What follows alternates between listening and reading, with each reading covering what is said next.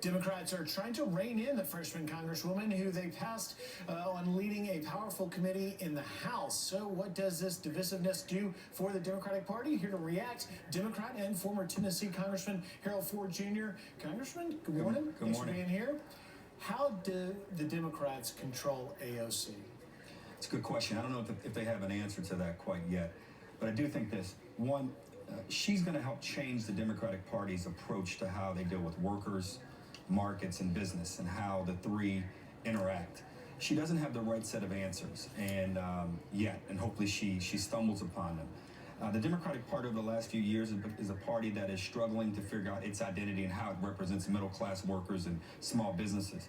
And again, raising the tax rate to 70% and some of the other ideas I've heard come from her, I don't think those are the right approaches. We still have to figure out ways to pay for these things.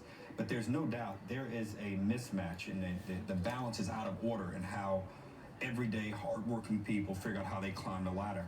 And that's a challenge for Democrats and Republicans. As we said before coming on air, that's one of the reasons that Donald Trump enjoyed so much support, or a lot of support from Democrats this last election go-around. Democrats did a better job in 2018, but the rubber's going to meet the road here over the next year and a half, and who presents the best set of ideas. It's not going to be a socialist approach. It's got to be an approach that's different from the one we've taken so far. But I give her credit. She at least is forcing the conversation. She hadn't come up with the right answers yet, but she's forcing the right conversation. She's also forcing so many of the 2020 candidates on the Democrat side to go further left.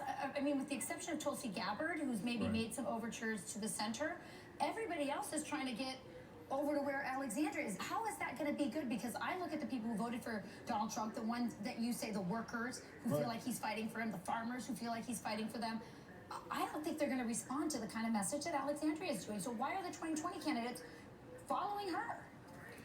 I don't think they have anyone else in any other kind of message to follow. I think there's a belief that the paradigm that has existed in the party for a long time is not working.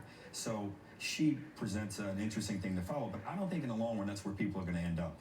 You won't beat Donald Trump with an old tax the rich message alone. You've got to come up with a new compact. I don't know what that compact is, but again, I give her credit for the energy piece.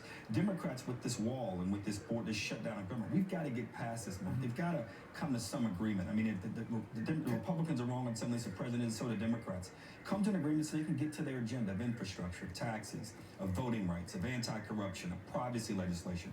You get to those things, and a message may come from it. There's no doubt the AOC message right now is not going to lead us to quickly here. I the can't bring a former Democrat congressman on this show without asking, should the Democrats come to the table on this government shutdown? Good question. We should. I think one of the things that this shutdown argues for is term limits, in that you see both sides so angry at one another from grievances a year ago, 4 years ago, 8 years ago, 12 years ago, that they can't look the other guys and women in the face and say, let's strike a deal.